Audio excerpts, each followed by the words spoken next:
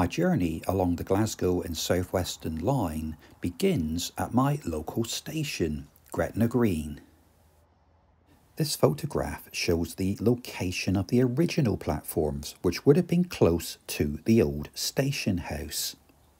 The station was closed in December 1965 as part of the Beeching cuts, and the station buildings were subsequently sold and are now in private ownership.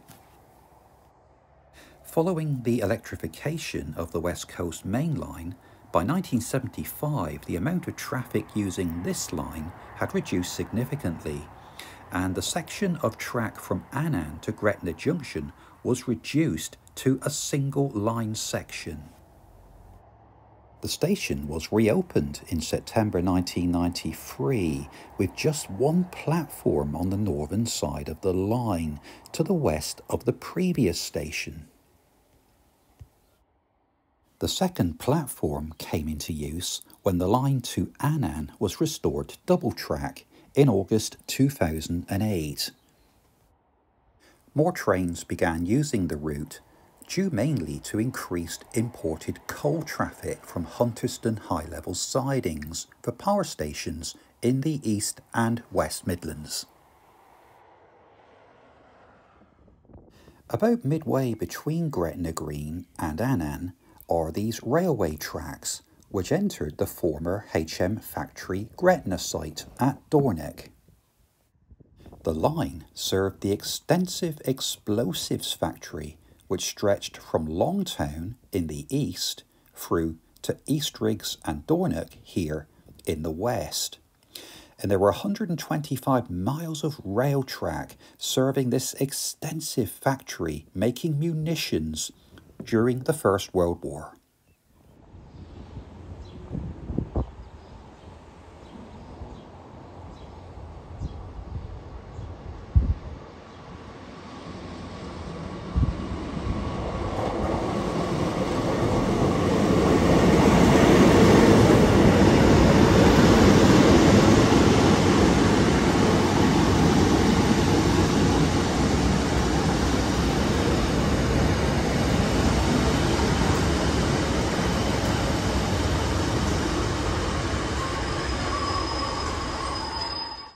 The next station on the line is Annan.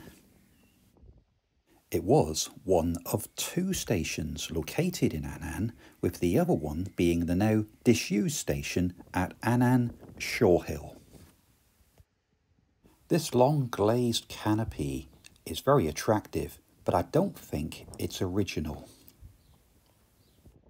There were two goods yards at the station which were in use until the mid-1980s, and they were used to dispatch fresh fish to London. Part of the track bed leading from the main line into the goods yard still remains.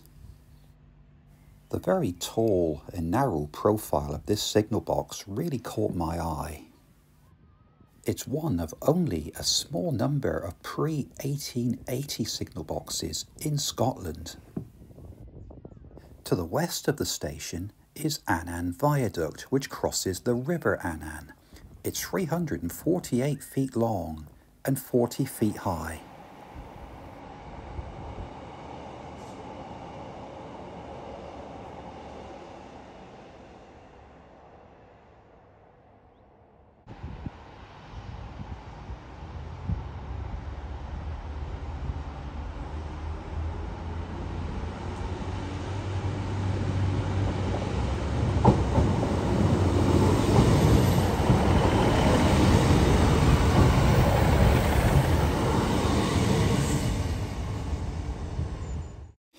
Dumfries is the only staffed station on the line between Gretna and Kilmarnock.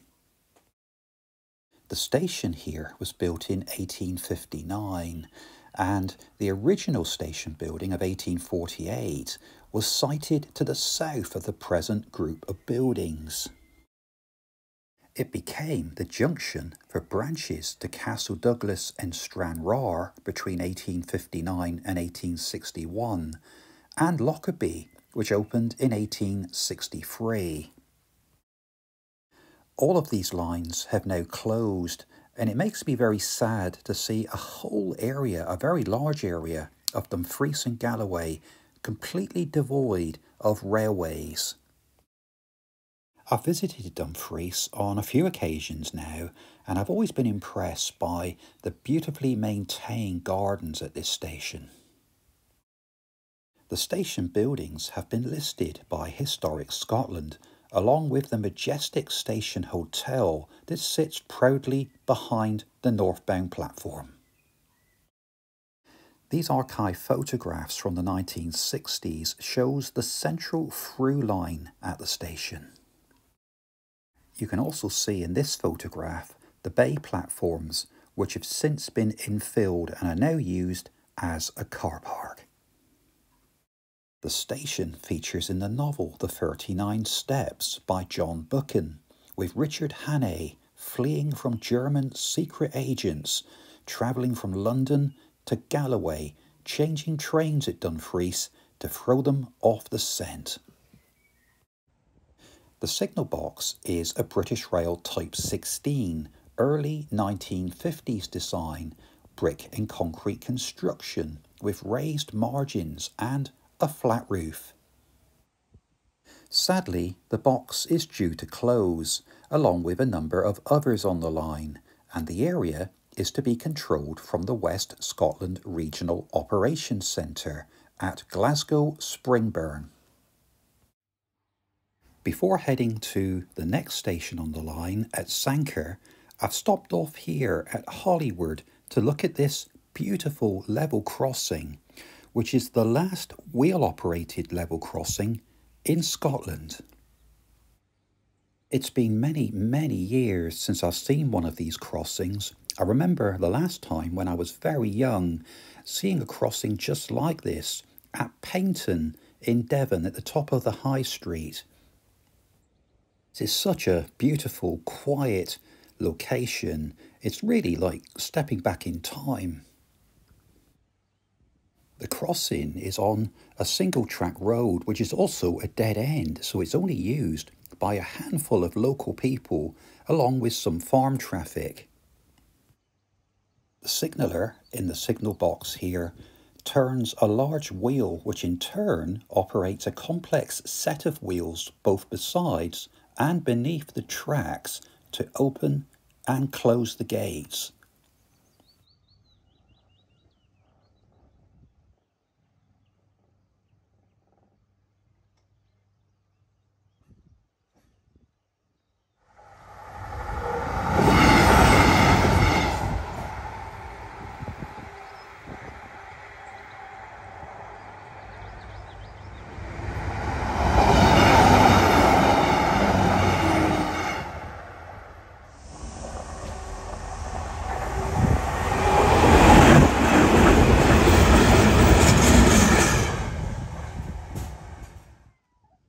The gates can only be reopened when all of the signals have been returned to danger, although there's no hurry really to open the gates here because the road is so quiet. You can see here the remains of the up platform at Holywood. The station, which opened in 1849, closed in 1949. The signal box was replaced around the year 1905, and it's where the signaller opens and closes the level crossing gates.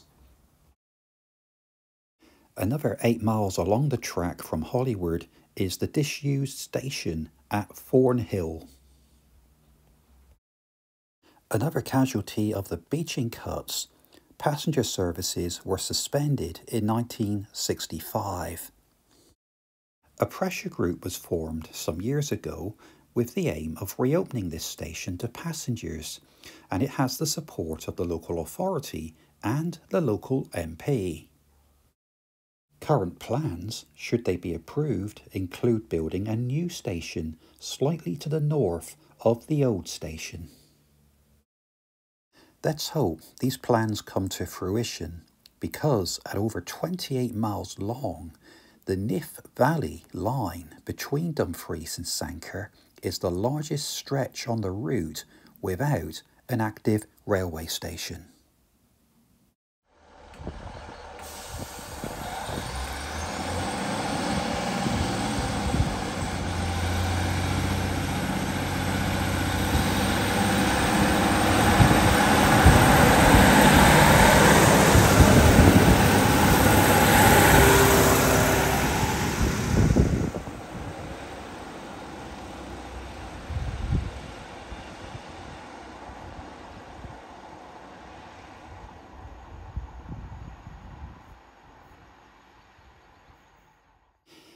This is my first visit to Sanquhar station, although it is a station that I feel I know intimately, because for a number of years it was featured on Railcam, and I would tune in to watch trains going through this station up the line to Carlisle and down the line to Kilmarnock and on to Glasgow.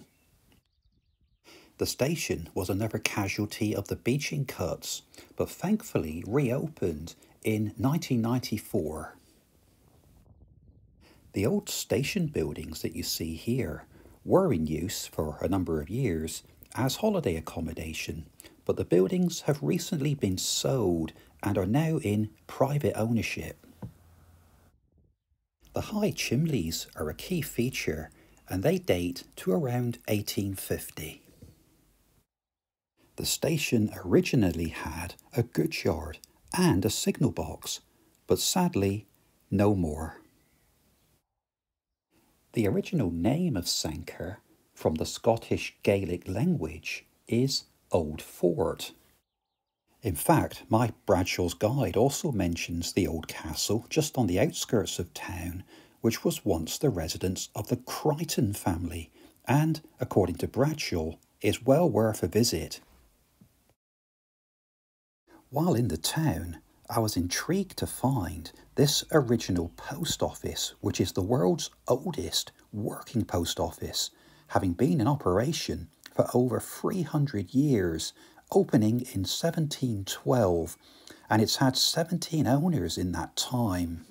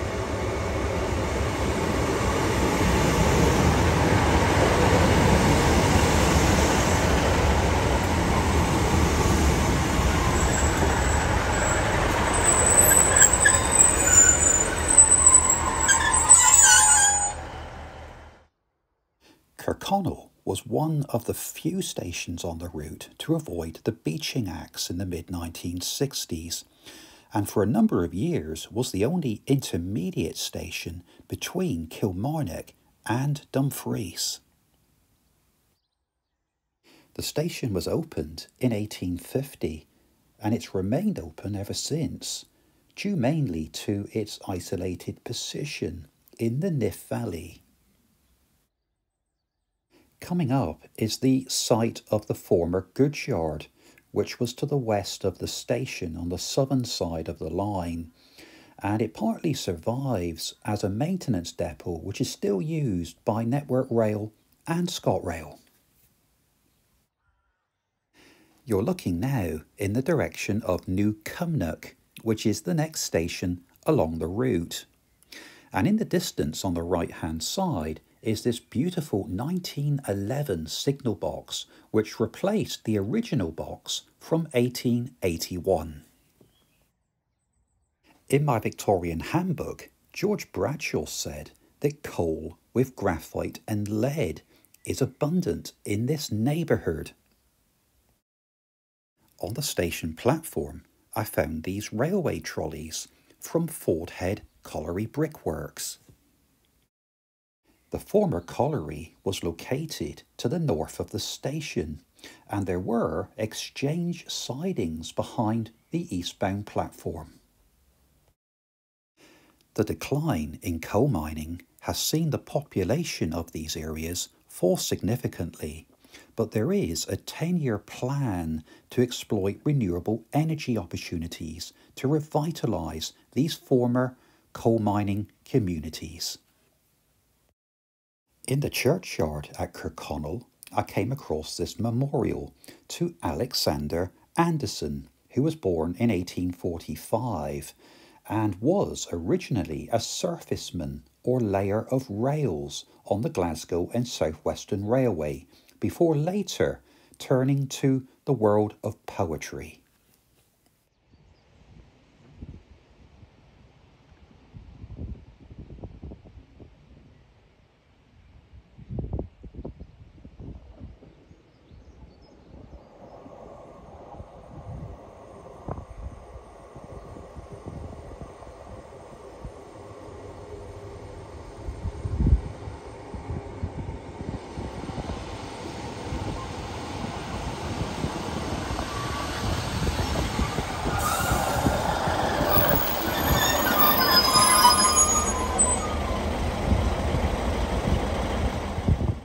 As was the case at Kirkconnel, New Cumnock was another town that developed significantly as a result of coal mining.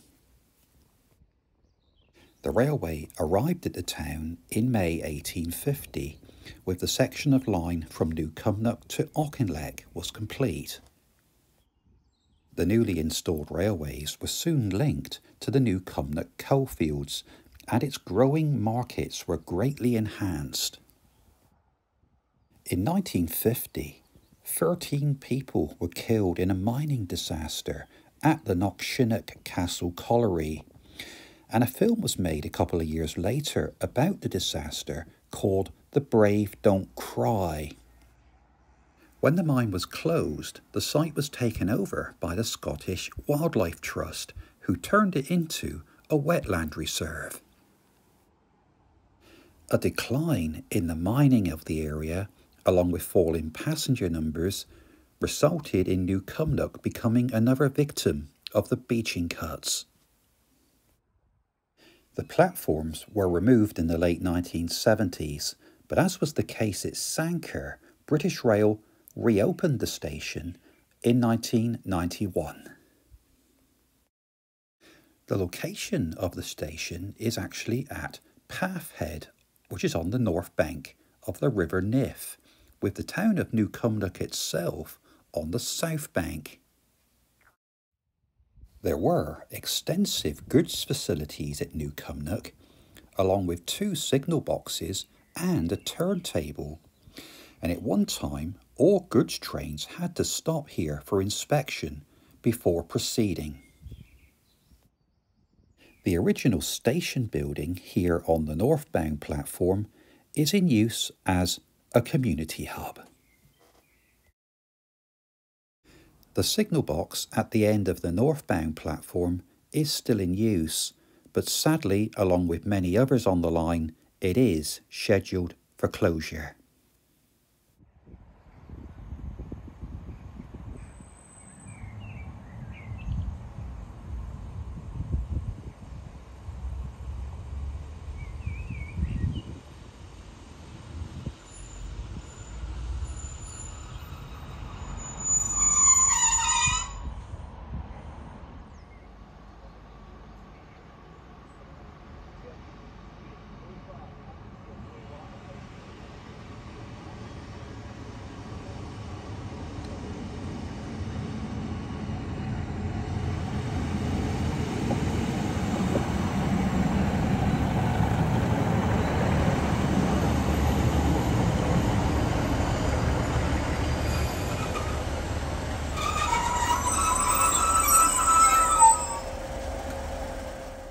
The station at Auchinleck opened in August 1848, but as was the case with so many other stations on this section of line, fell victim to the Beeching cuts in December 1965, although it did reopen earlier than the other stations in May 1984.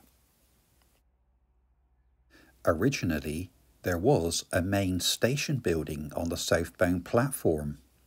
There was also a goods yard and a mineral line connecting the station to High House Colliery. To the east of the station was Muirkirk Junction, where there was a large goods shed along with a turntable. The station building, along with the signal box on the northbound platform, survived until the late 1980s. The present footbridge at the station was moved here from Crookston Station near Glasgow before it reopened in 1990. Just a short walk from the station is this Baroni A-frame, which is the last of its kind anywhere in the UK. It's 180 feet high and was built in 1954 as part of the modernisation of the Baroni Colliery, which opened in 1907. It's a listed structure, and over £1 million was spent refurbishing it back in 2007, with funding from Historic Scotland and the Heritage Lottery Fund. The A-frame was reopened by Prince Charles in January 2008.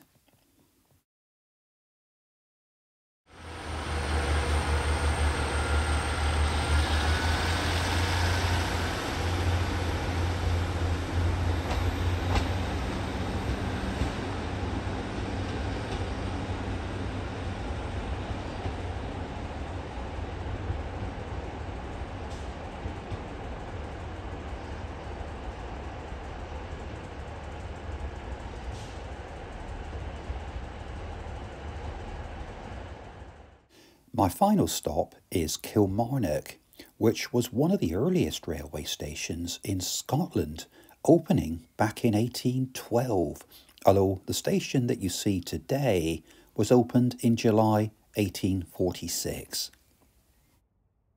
Construction of the Glasgow South Western Line between Gretna and Kilmarnock was completed in a piecemeal fashion, but the whole section was finally completed with construction of the Kilmarnock Viaduct in 1850.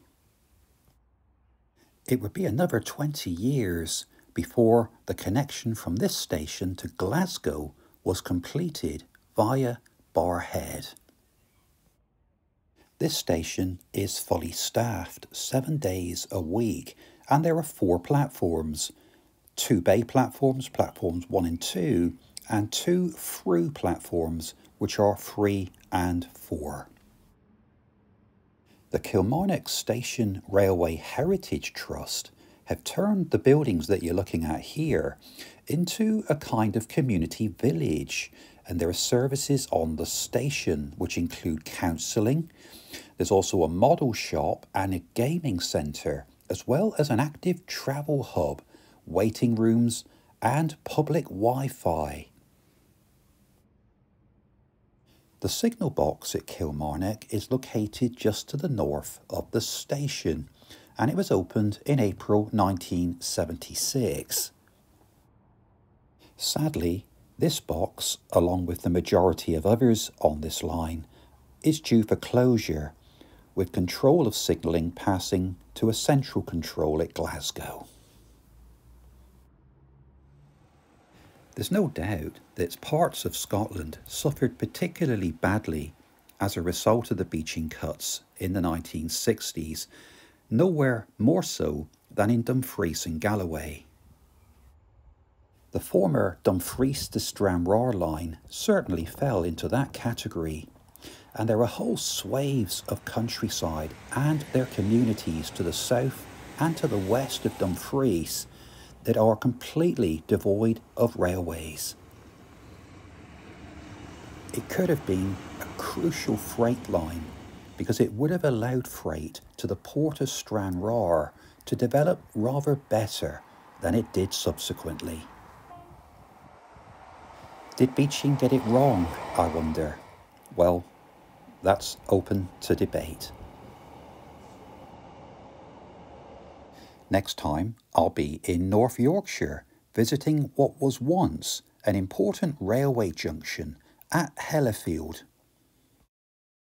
Hellifield Station is a dream destination for train enthusiasts, and the station itself is filled with railway memorabilia taking you back to a bygone age.